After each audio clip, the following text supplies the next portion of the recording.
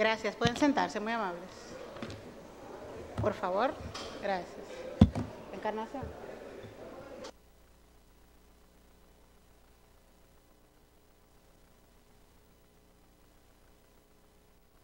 Sentarse, muy amables. ¿Nos colaboran con el silencio, por favor?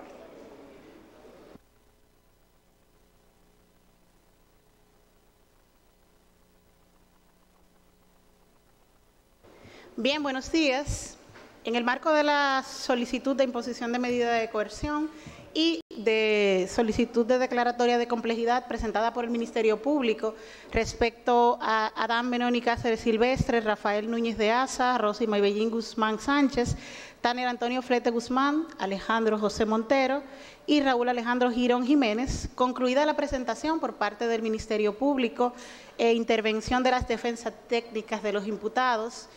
y la declaración de las personas imputadas que decidieron hacer uso de su derecho. En primer término,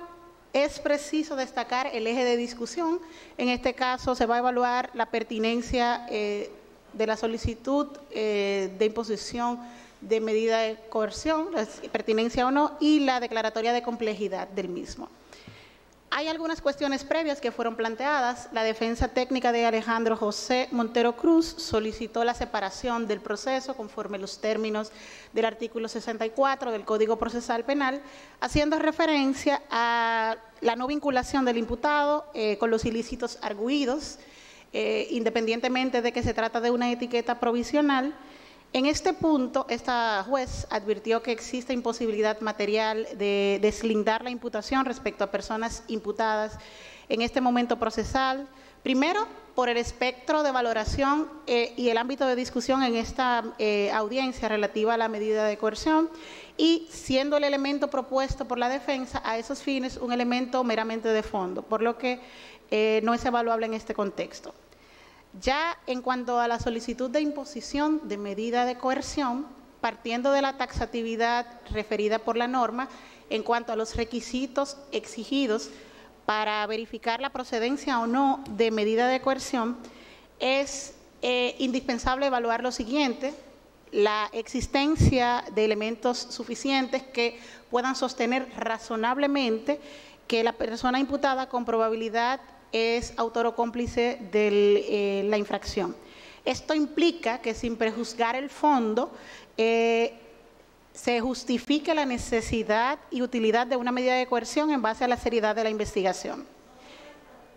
En segundo término, el segundo elemento a considerar conforme la normativa procesal vigente es la existencia de riesgo de fuga que se desprenda en este caso acerca de la que persona imputada pudiera no someterse al procedimiento, y esto implica que sea justificada la necesidad, la utilidad de imponer alguna medida dada su carácter instrumental que sujete a las personas investigadas al proceso ante la existencia de algún riesgo. Y en tercer término, exige la norma que la infracción que se atribuya esté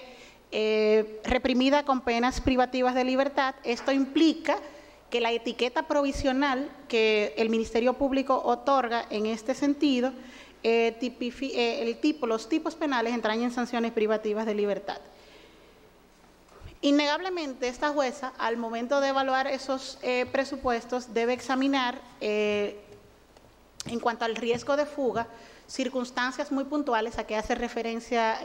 la ley. Por ejemplo, las que tienen que ver con el arraigo en el país, el domicilio, la situación habitual, el asiento de familia, negocios, el comportamiento de la persona imputada, importancia del daño a resarcir, si existe algún riesgo en la obstaculización de los medios de prueba, riesgo para las víctimas, en fin, supuestos que están descritos de manera muy específica por la ley. A partir del examen de estos elementos a que he hecho referencia, se desprende lo siguiente. En principio, en primer término, de la cronología y sostén de la solicitud que aporta el Ministerio Público y sometida al examen por las partes que intervienen, del reporte inicial en el marco de la investigación, se puede identificar que en cuanto a las personas investigadas, Adán Benoni Cáceres Silvestre, Rafael Núñez de Asa, Rosy Maybellín Guzmán Sánchez, Tanner Antonio Flete, Alejandro José Montero y Raúl Alejandro Girón Jiménez, se configuran elementos iniciales coherentes que, sin prejuzgar el fondo, razonablemente lo señala como probables autores o cómplices de los ilícitos investigados. Esto como primer supuesto. El segundo supuesto es que al examen de la calificación jurídica otorgada como etiqueta provisional por el Ministerio Público, si bien es una etiqueta inicial, los tipos penales que señala esa etiqueta entrañan sanciones privativas de libertad graves y bienes jurídicamente tutelados de relevancia. En cuanto al riesgo de fuga, las defensas técnicas de las personas imputadas, Adán Benoni Cáceres, Rafael Núñez de Asa, Rosima Bellín, Guzmán Flete y Tanner Flete Guzmán, así como la defensa técnica de Alejandro José Montero, aportaron al tribunal algunos documentos que dan cuenta de domicilios, relaciones familiares, sociales, refieren actividades profesionales y comerciales y la inexistencia de procesos penales pendientes, respectivamente. Sin embargo, estos, al ser evaluados cuantitativamente de cara al cuadro general planteado, se desprende que, de acuerdo a la naturaleza de la imputación, el riesgo de la obstaculización de los medios de prueba, en especial las de tipo testimonial, dada la naturaleza y la dinámica de los tipos penales investigados y de la cronología que sirve de marco a la investigación, resultan insuficientes para imponer las medidas que pide la defensa en atención a su propuesta. En cuanto al ciudadano Raúl Alejandro Girón, conforme a los términos del artículo 22 del Código Procesal Penal, el Ministerio Público, en uso de su facultad, realizó una petición distinta a la planteada respecto a los demás imputados, indicando que en cuanto a la medida debe ser distinta el arresto domiciliario, y advierte que, en adición a esto, a la información de dónde se ejecutaría en caso que el tribunal admita esa medida, sea otorgado el tratamiento de información clasificada, identificando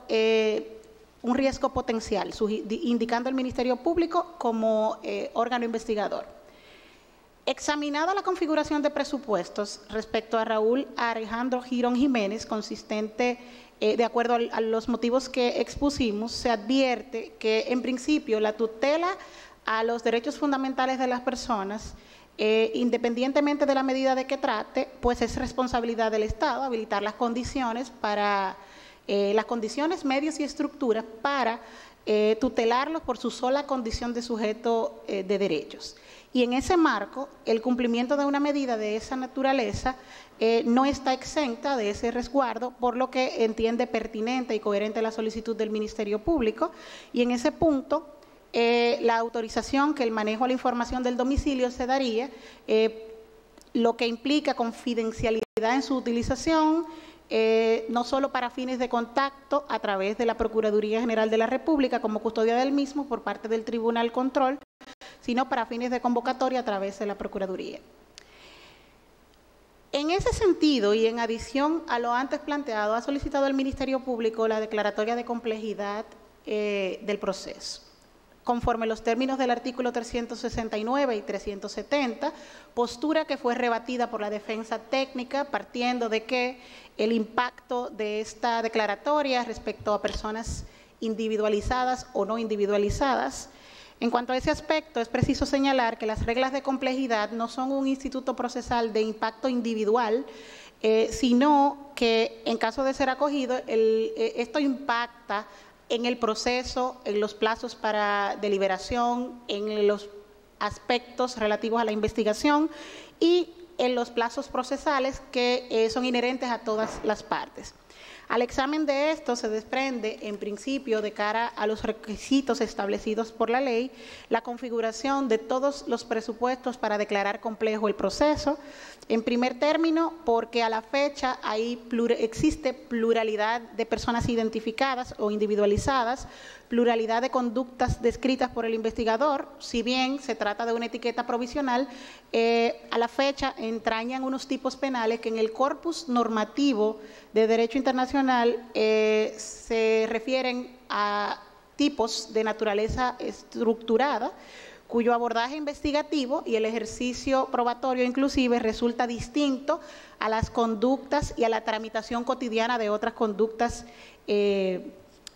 existentes.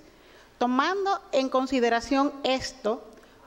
el tribunal ha decidido lo siguiente: en cuanto a la forma, acoge como buena y válida la solicitud del Ministerio Público. En cuanto a la instancia, por cumplir con los parámetros establecidos por la ley. En cuanto al fondo, declara aplicables las reglas para asuntos complejos estipulados en las disposiciones de los artículos 369 y 370 del Código Procesal Penal. En cuanto al fondo de la solicitud de imposición de medida de coerción, impone a los ciudadanos Adán Benoni Cáceres Silvestre, Rafael Núñez de Asa, Tanner Antonio Flete Guzmán y Alejandro José Montero Cruz, de generales que constan, la medida de coerción establecida en el numeral séptimo del artículo 226 del Código Procesal Penal relativa a prisión preventiva por espacio de 18 meses a cumplir en el Centro Correccional y Rehabilitación Najayo Hombres. Impone a la imputada Rosy Maybellín Guzmán Sánchez, la de generales que constan, la medida de coerción establecida en el numeral séptimo del artículo 226 del Código Procesal Penal, a ser cumplida por el mismo periodo de 18 meses en el Centro Correccional y Rehabilitación Najayo Mujeres. En cuanto al imputado Raúl Alejandro Girón Jiménez, impone la medida de coerción consistente en arresto domiciliario consignada en el artículo 226 del precitado Código, bajo custodia de la Procuraduría General de la República, autorizando a su vez que el manejo de la información del domicilio donde se ejecutará esta medida sea proporcionado al Tribunal Control del Proceso con carácter confidencial y se otorga el tratamiento de información clasificada, lo que implica la confidencialidad en su utilización solo para fines de contacto y convocatorias a los actos procesales que fuere menester. Ordena que la decisión sea remitida por ante el primer juzgado de la instrucción del Distrito Nacional, juzgado apoderado del control de la investigación. Fija la revisión obligatoria de las medidas de coerción impuestas para el día que contaremos a martes 10 del mes de agosto del año 2021. Ordena a la secretaria del tribunal la entrega de la presente resolución de manera íntegra a las partes presentes y representadas. En este punto, pues, es la decisión. Pasen buenas tardes.